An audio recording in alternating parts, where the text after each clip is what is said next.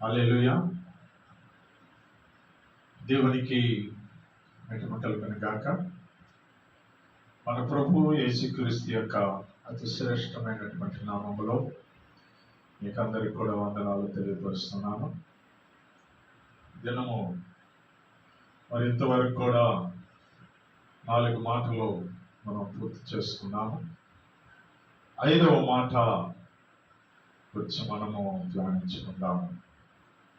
యోహాను సువార్త 19వ అధ్యాయము 28వ వాక్యాన్ని మనం ఒకసారి చదువుకుందాము. యోహాను సువార్త 19వ అధ్యాయము 28వ వాక్యాన్ని మీరు அதன் பின்பு எல்லாமே முடிந்தது என்று இயேசு அறிந்து தேவ வாக்கியம் நிறைவேற்றியதாக தாகமாய் இருக்கிறேன் என்றார். தேவனுடைய வார்த்தை நிறைவேற்றுவதற்காக நான் தாகமாய் இருக்கிறேன் என்று வசனம் சொல்லப்படுகிறது.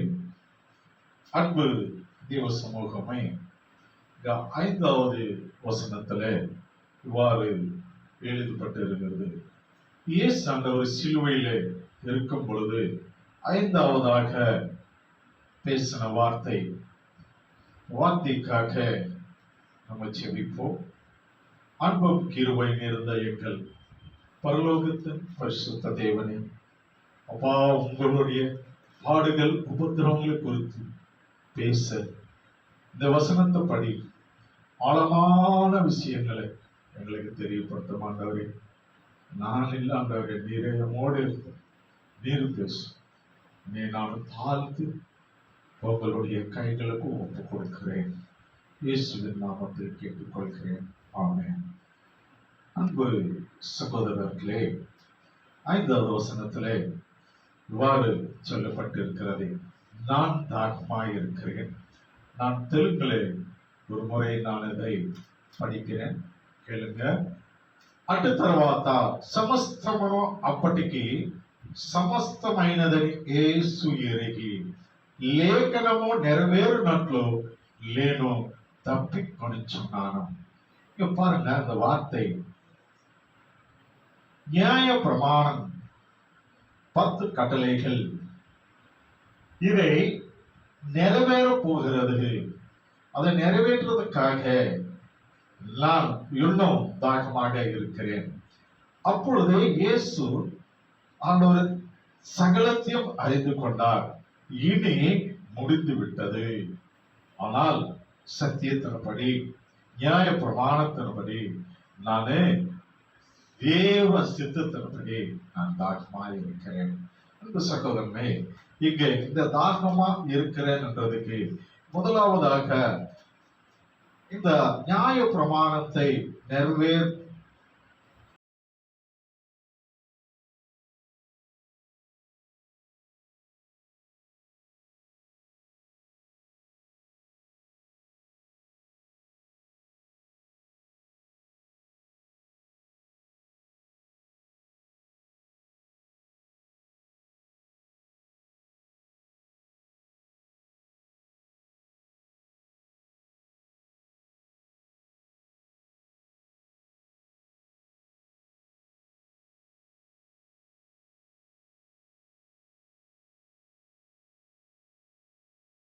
சிலுவை பாதையிலே எப்பேற்பட்ட கஷ்டங்கள் இருக்கிறது.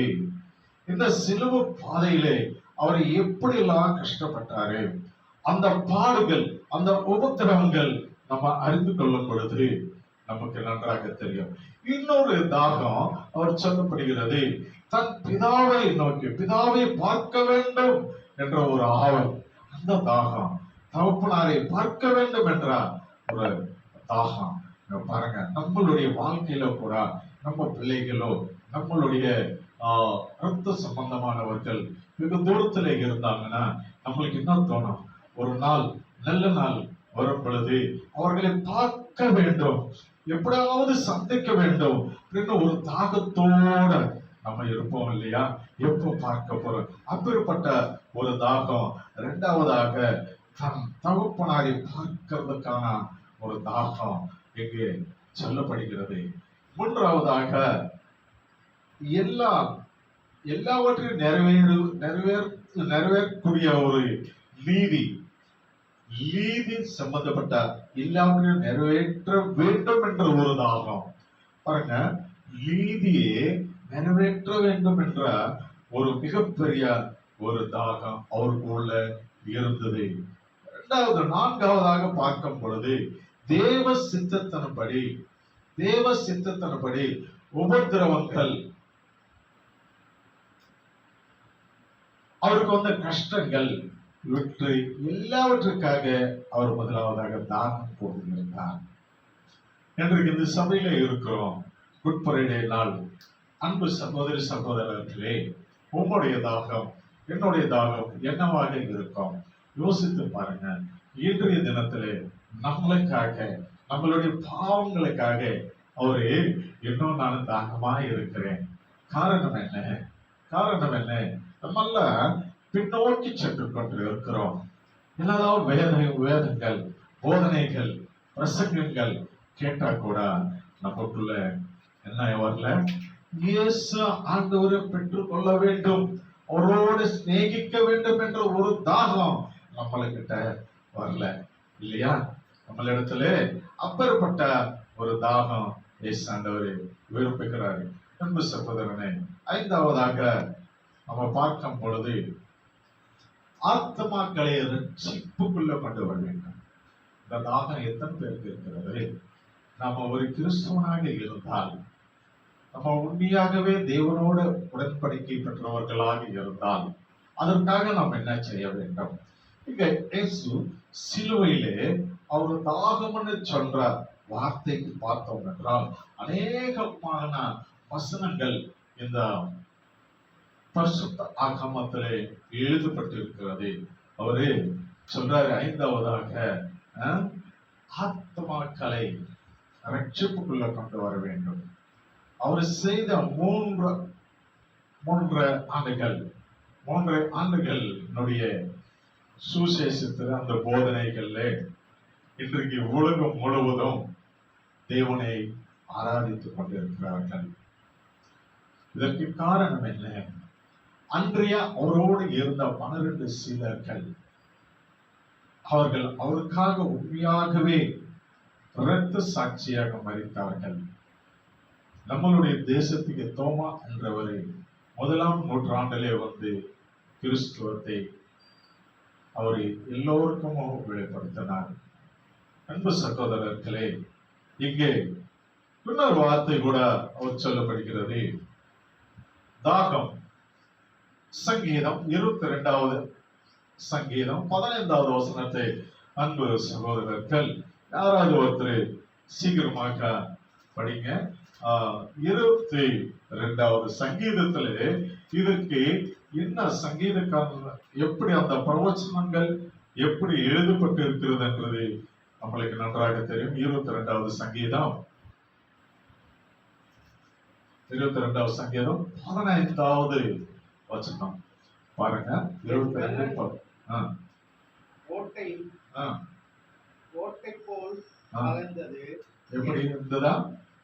என் பலன் கோட்டை போல் காய்ந்தது. என் நாவு மெல்லிய வாயோடு ஒட்டி கொண்டுதான். பாருங்க, அந்த சிலுவையிலே கொஞ்சம் வெயில், நம்மளால வெயில்ல சில நேரங்கள்ல போக முடியாத தாகம், தண்ணி எடுத்துட்டு போயிட்டே இருப்பாங்க. ஆனா அவரு அந்த சிலுவை சுமந்து 9 மணிலிருந்து 12 மணி வரையில் 3 வார்த்தைகள் அவர் பேசியிருக்காரு பாருங்க. ஆனா அவர் என்ன சொல்றாரு? நான் தாகமாய் இருக்கிறேன். இப்போ இந்த தாகத்தை குறித்து 5 விதமான தாகங்கள் குறித்து நம்ம பேசியிருக்கிறோம். இன்னும் இதை விரிவாக பேச வேண்டும் என்றால் இந்த வார்த்தை 5வது வார்த்தையிலே எவ்வளவு ஒரு மர்மங்கள், ஆழமான விஷயங்கள் அடங்கி இருக்கு. பழைய ஏற்பாட்டினுடைய பார்த்தோம் என்றால் இங்கு ஆகாரனுடைய தாகம்னு சொல்லப்படுகிறது. இஸ்ரவேல் மக்களினுடைய தாகம் இது நமக்கு நன்றாக தெரியும். தாகம் அப்படின்னு மோசேவை நச்சிருக்கும் பொழுது ஒரு கல்லின் மேல அவருடைய கோலால அடித்து தண்ணியை வர வைத்தார். இஸ்ரவேலினுடைய தாகம் சொல்லப்படுகிறது. சமரிய பெண், சமரியா என்ற பட்டணத்தை சேர்ந்தவர்களுடைய அந்த அவங்களுடைய ஒரு தாகம் இங்கே சொல்லப்படுகிறது.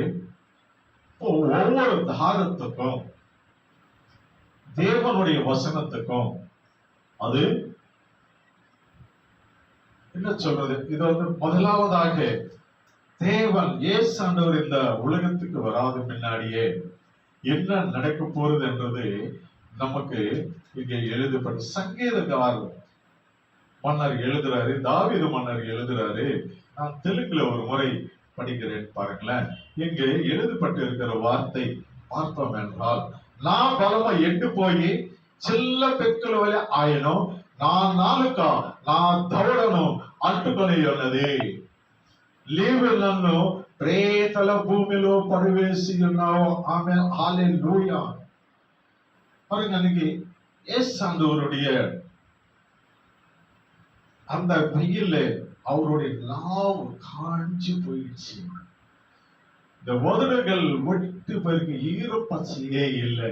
அப்படின்னு பாருங்க, ஒரு மனுஷனுடைய அந்த அந்த பாடுகள், அந்த உபத்திரவங்கள் நம்மளால தாங்க முடியுமா? சங்கீதக்காரனை எழுதுறாரு பாருங்க அந்த வார்த்தைக்கு. அதுதானே இப்ப நடந்திருக்கு. இரண்டாவதாக நம்ம இன்னொரு வசனத்தை கூட நம்ம பார்க்கலாம். நான் இன்னொரு வசனத்தை கூட பார்க்கலாம்.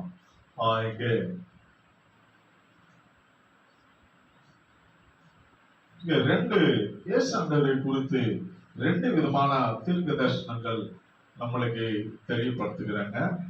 ரெண்டு விதமான தீர்க்கதரிசிகள். முதலாவதாக நம்ம பார்க்கும் பொழுது அந்த அந்த பயங்கரமான வெயில், அந்த இப்ப கூட நம்ம எருசலேம் போனவங்க நம்மளுக்கு வீடியோல சொல்லிருக்கீங்க, ரொம்ப அதிகமான வெப்பம் வெயிலாக இருக்கிறது.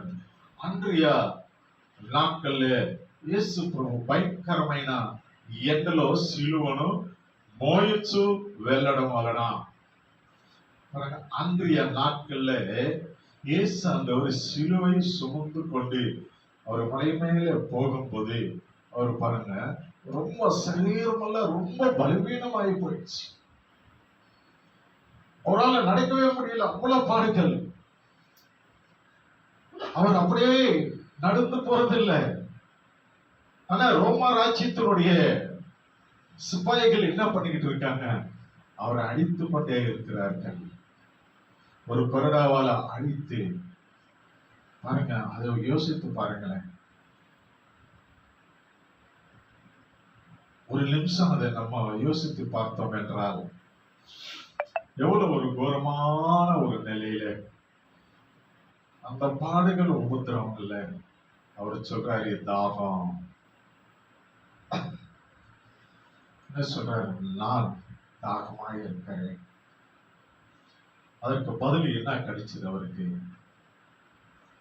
சொல்றாரு, நான் தவடணும், நான் நாளுக்கா ஏற்றி போயிருந்ததற்காக என்னுடைய உதடுகள் காண்டு போய்விட்டது, ஈரப்பசவே இல்லை.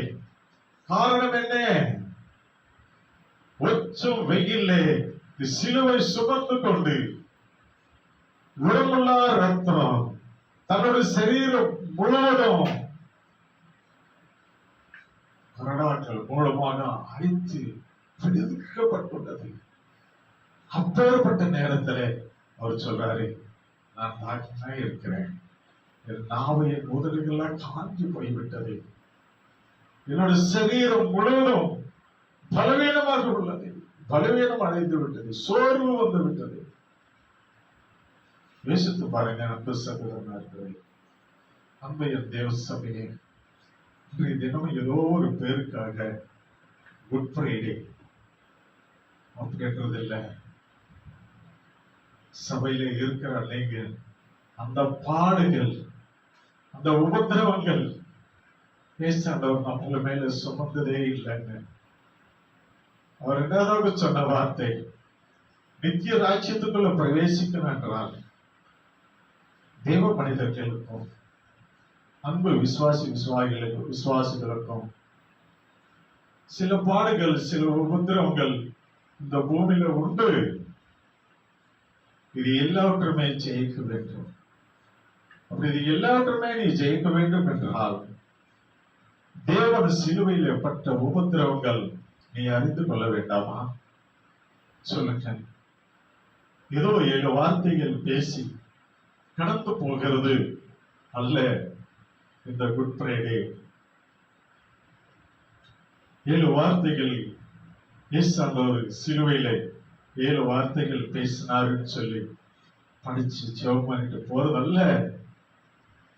அவருடைய பாடுகள், உபத்திரவங்கள், அதுல நம்ம பங்கு பெறணும்.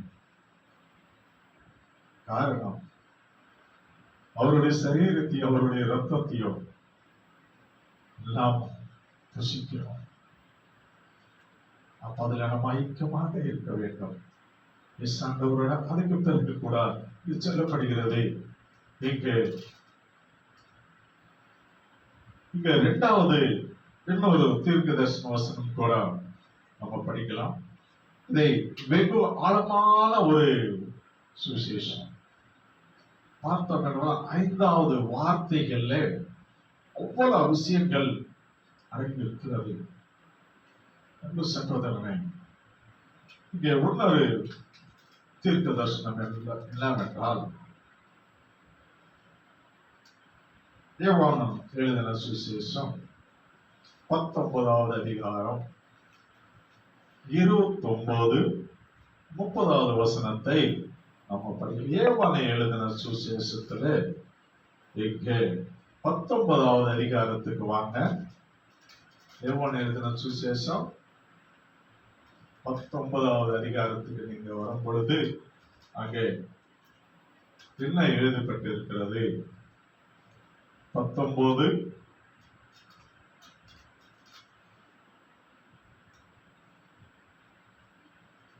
29, 30.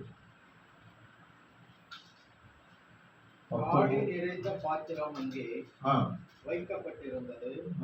அவர்கள் கடற்கற்களை காடியிலே தேய்த்து ஈசோ புத்தாண்டில் மாட்டி அவர் வாயினிடத்தில் நீட்டிக் கொடுத்தார்கள்.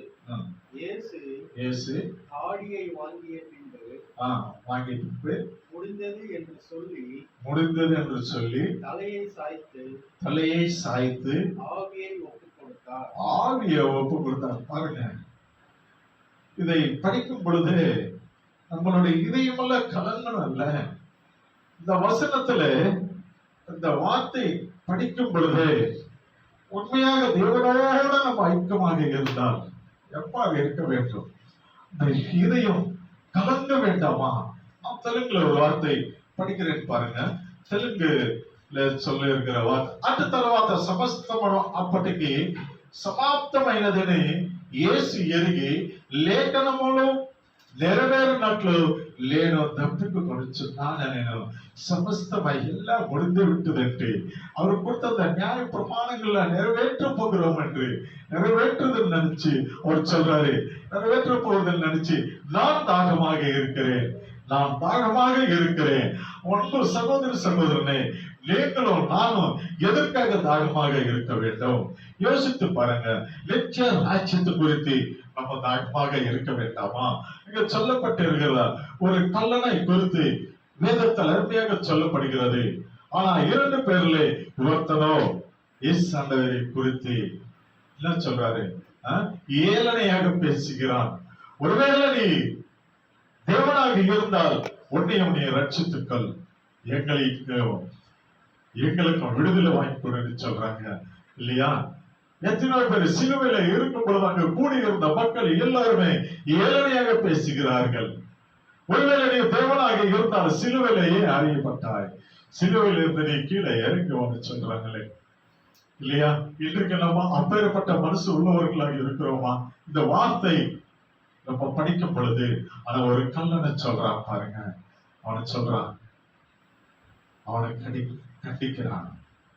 நம்ம செய்த பாவங்களுக்கு, நம்ம செய்த தவறுகளுக்கு இந்த தண்டனையானால் கரெக்ட். ஆனா ஒரு பாவம் அறியாத அவரை இந்த சிலுவையில நம்மளோட ஒரு கல்லர்கள், நம்ம எவ்வளவு பிரச்சனைகள், நம்ம இந்த நாட்டுக்கு என்ன செய்தோம், அநியாயத்தை செஞ்ச நம்மளோட அவரை நடுவில் வைத்து இருக்கிறார்களே. அவர் சொல்றாரு, ஆனா அவனுக்கு தெரியும் அந்த கல்லனை நடித்தான். உண்மையாகவே இவர் தேவகுமாரன், நித்திய ராஜ்யம் உண்டு, அந்த நித்திய ராஜ்யத்துக்குள்ள பிரவேசிக்கக்கூடியவர் இவர்தான்.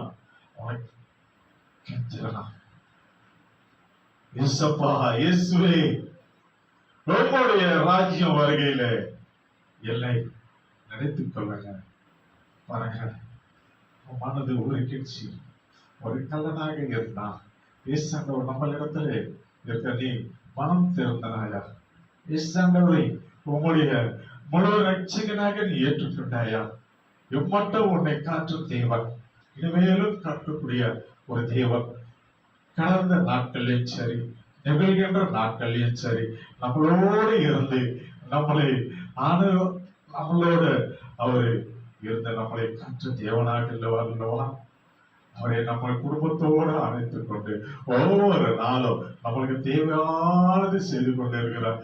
அந்த தேவன் இன்னைக்கு சிலுவையிலே அறியப்பட்டு இருக்கிறாரு.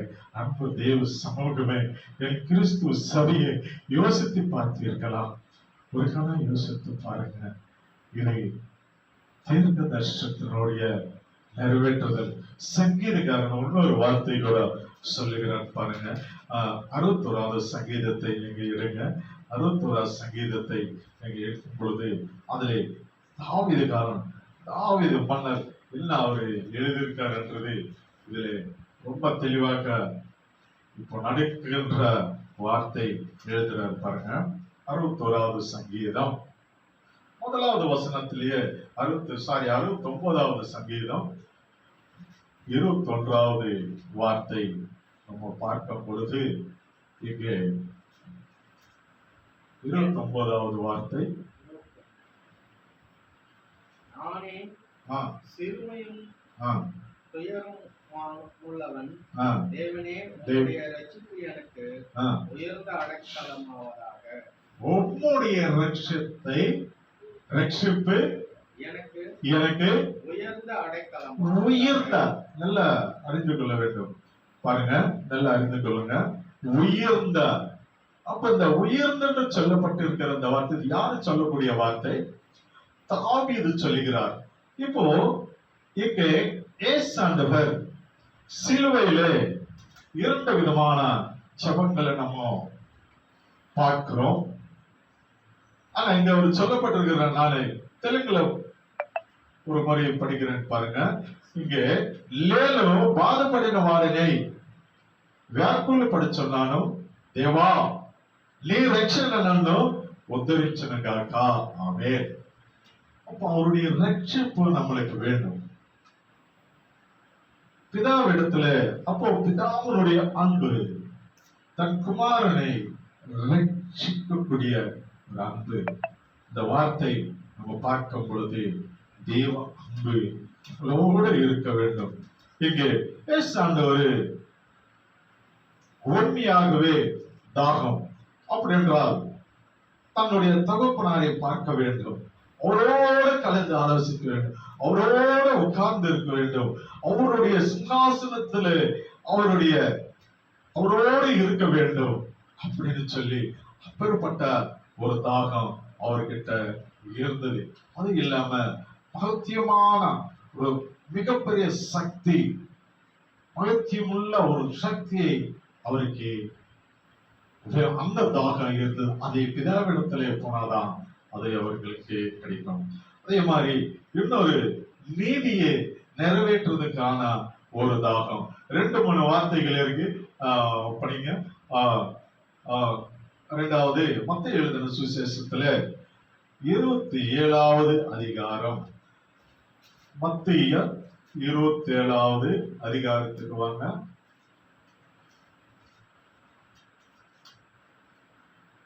27 34வது வசனம். 27வது அதிகாரம் 34வது வசனத்திலே இவ்வாறு சொல்லப்படுகிறது. கபாலஸ்தலம் என்று அர்த்தம் கொள்ளும் கொல்கத்தா என்னும் இடத்துக்கு அவர்கள் வந்தபோது, அந்த இடத்துக்கு அவர்கள் வந்த பொழுது கசப்பு கலந்த காடியை அவருக்கு கொடுத்தார்கள். அவர் ருசி பார்த்து குடிக்க மனதில் இருந்தார்.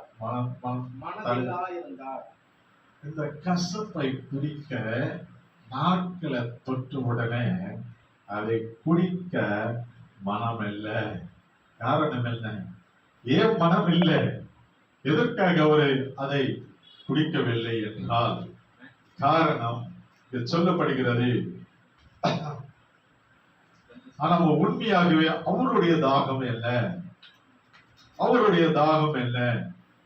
அதை ருசி பார்த்து குடிக்க மறுத்தாருன்னு சொல்லி நம்ம வசனத்துல எழுதப்பட்டிருக்கிறது இல்ல. நிறைய பேரு இதுல சொல்லிட்டே இருப்பாங்க, ஏசு ஆண்டவருக்கு சிலுவையில இருக்கும் பொழுது கசப்பான காடையை அவருக்கு கொடுத்தாங்க, இந்த கசப்பான தண்ணீரை அவர் குடித்தாரு அப்படின்னு. ஆனா வசனம் தெளிவாக சொல்லுகிறது. அதை நன்றாக புரிந்து கொள்ளுங்க. பார்த்து ருசி பார்த்து அப்படி என்றால் நாட்களே அதை தொட்ட உடனே இதை கசப்பு, இது நல்லதல்ல, அதை குடிக்க தேவன் மறுத்து விட்டார். அதை குடிக்க மறுத்தார். இப்ப நம்மளுடைய வாழ்க்கையினுடைய ஜீவனத்தை இது குறிக்கிறது. யோசித்து பாருங்க, எது நன்மை, எது தீமை, எது கெட்டது அப்படின்றது நீ அறிந்து கொள்ள வேண்டும். இன்றைக்கு பிசாசு அநேக வழிகளில் நம்மளை வழி நடந்து கொண்டு இருக்கிறது. எத்தனை பேரை நம்புவீர்கள்? உண்மையா இல்லையா? இன்றைக்கு நம்மளுடைய வாழ்க்கை விதானமே யாரு நிர்ணயிக்கிறாங்கன்னா, அன்றைக்கு தேவ சமூகத்தையே எதிர்த்து இந்த பூலோகத்துக்கு வந்த லூசிபர், தேஜ நட்சத்திரம் என்ற ஏசியா தீர்க்க தரிசன புத்தகத்துல இதை குறித்து ரொம்ப நன்றாக எழுதியிருந்தோம். 14வது அதிகாரத்தை நீங்க வீட்டுக்கு போய் படிச்சு பாருங்க. அது முழுக்க நம்மளுக்கு நன்றாக அது புரியும். அப்போ நம்மளை இன்னைக்கு வழி நடத்துறது எதுன்னா, பிசாசினுடைய கிரியைகள் சபைக்குள்ள வந்து விட்டது, குடும்பங்களுக்குள்ள வந்து விட்டது. ஆனா அந்த வார்த்தை கவனிங்க, இது கசப்பு என்று தெரிந்து அதை ருசி பார்த்து அதை குடிக்க இயேசு ஆண்டவர் மரித்து விட்டார். வேண்டாம். இப்ப காரணம் என்ன? நம்மளுடைய வாழ்க்கை, நம்மளுடைய குடும்பனுடைய ஜீவியை குறித்து இதை நம்மளுக்கு நன்றாக புரிய வைக்க, நம்மளுக்கு எது நன்மை எது தீமை என்று நம்மளால் அறிந்து நடந்து கொள்ள வேண்டும். அப்படி என்றது இங்க இது குறித்து அது மட்டுமே இல்லை, இன்னும் நிறைய வார்த்தைகள் சொல்லப்படுகிறது. இதை குறித்து நம்ம இன்னும் மத்திய எழுதின சுவிசேஷத்திலேயே இன்னொரு அதிகாரத்துக்கு நம்ம வாங்க, 5வது வசனத்துக்கு, 5வது அதிகாரத்துக்கு வாங்க.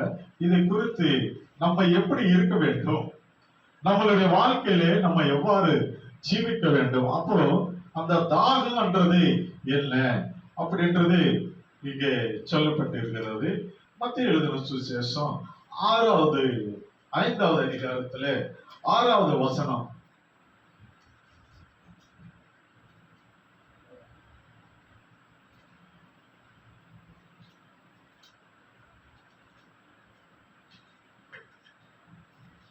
நீதியின் மேல் பசிதாகம் உள்ளவர்கள், நீதியின் மேல பசிதாகம் உள்ளவர்கள் பாக்கியவான்கள், அவர்கள் திருப்தி அடைவார்கள்.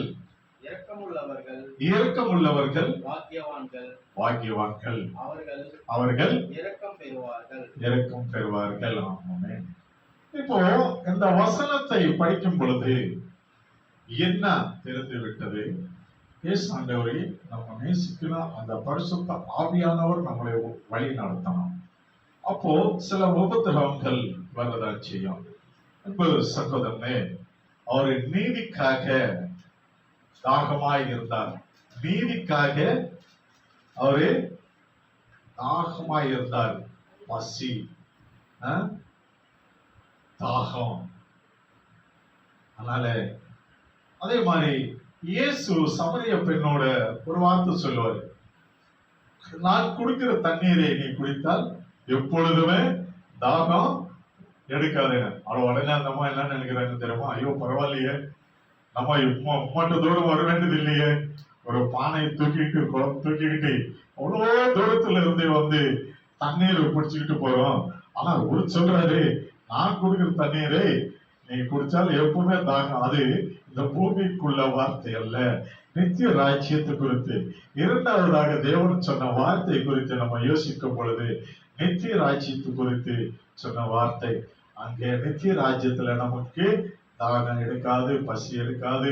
இப்ப 5வது 6வது வசனத்துல நம்ம 5:6 படிச்ச மாதிரி எப்படி இருக்கணும்? நம்ம இந்த பூமியில இதற்காக நம்ம தாகமா இருந்தோம் என்றால் அவர்கள் பரலோகத்தினுடைய சொத்து ஐசாண்டவரோட இருப்பீங்க. அதுதான் இங்க சொல்லப்பட்டிருக்கிற வார்த்தைகள். நிறைய பேர் நம்ம கூட அப்படிதான் நினைச்சாங்க. இந்த சமய பெண், அதாவது பரவாயில்ல, இது நம்மளுக்கு நன்றாக இருக்கு. ஆனா அதனுடைய பொருள், அதனுடைய அர்த்தம், நித்திய ராஜ்யத்துக்குள்ள நாம பிரவேசிக்கும் பொழுது அங்கே இந்த பசியும் பட்டினியும் தாகம் எதுவுமே இருக்காது. அவரோட நீ சந்தோஷமாக இருப்ப. இரண்டாவது வார்த்தைக்கான அர்த்தம் அதுதான். ஆனா இங்க ஒரு எத்தனை தாகங்கள் பாருங்க. நம்மளுடைய மனத்திலிருந்து தேவனுக்குள்ள இருந்து ரட்சிப்பு பெற்று பரிசுத்தாவி என்ற வரத்தை பெற்றுக்கொண்டு அவருடைய பந்தியிலே உட்கார்ந்து அவருடைய சரீரத்தையும் அவருடைய ரத்தத்தையும் குடித்து, ஆனா நம்ம என்ன செய்யறோம்? இன்றைக்கு பின்னோக்கி போய் பிசாசினுடைய வழிகள்ல நடந்து கொண்டு இருக்கிற அத்தனை பேருக்கும் இதை நான் உறுதியாக சொல்றேன். 5வது வார்த்தைகள்ல எத்தனை அர்த்தங்கள் சொல்லணும்னா சொல்லிக்கிட்டே போகலாம். இதை ஒரு 1/2 மணி நேரம் 3/4 மணி நேரத்தினுடைய பிரசங்கம் அல்ல. இதை குறித்து சொல்லணும். 18 வசனங்கள் தேவ இந்த வேதாகம் புத்தகத்தில் எழுதப்பட்டு இருக்கிறது. நான் உங்களுக்கு 2-3 வசனங்களை தான் சொல்லியிருக்கேன். 18 வசனங்கள் இருக்கிறது. இந்த 7 வார்த்தைகள் குறித்து 18 வசனங்கள். ஒவ்வொரு 5வது வார்த்தைக்கு மட்டும் 18 வசனங்கள் இருக்கு. சகோதரன், இப்படி ஒவ்வொரு வார்த்தைக்கும் 12 வசனங்களும், ஒவ்வொரு வசனங்களும் இப்படி 18 வசனங்களும் எழுதப்பட்டிருக்கிறது. நம்ம தேவ சகோதரன், ஆனா இது எல்லாமே நம்ம படிச்சு தேவனோட அன்பாக நம்ம அவருடைய ராஜ்யத்திலே நம்ம இருப்போம். இன்றைக்கு அவர் மரித்தனால் அவர் சொன்னாரு ஒரு வார்த்தை, நான் மரித்து 3வது நாள் எழுந்து 3வது நாள் நான் உயிர்த்தெழுந்துவேன். நான் என் பிதாவிடத்திலே சென்று உங்களுக்காக நான் என் பிதாவின் இடத்துல அநேக வாசஸ்தலங்கள் உள்ளது, நான் வந்து உங்களை நான் அழைத்து செல்லுகிறேன். அப்பொழுதுதான் இந்த தாகம், இந்த பசி, இந்த பட்னி இது எல்லாம் இருக்காது. தேவனோடு சந்தோஷமாக இருக்கணும். தேவ சமூகத்தில் உட்கார்ந்து இருக்கிற அத்தனை பேரும் அவரோடு இணைந்து செய்வீங்க.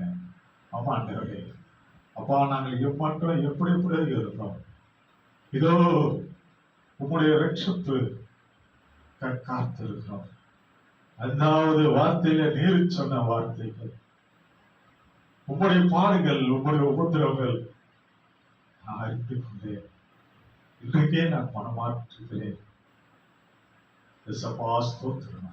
நீர் உம்முடைய இருங்க சொல்லுங்க, ஆய்கள் திறந்து சொல்லுங்கிறது தேவாந்து உங்களை பெற்றுக்கொள்ளும். ஜெபம் பண்ணுங்க. நீங்க இதை சரியாக்கா நீங்க மற்ற வார்த்தைகள் நீங்க படிச்சு கொள்ளுங்க. நான் ஒரு சின்ன ஜெபிக்கிறேன்.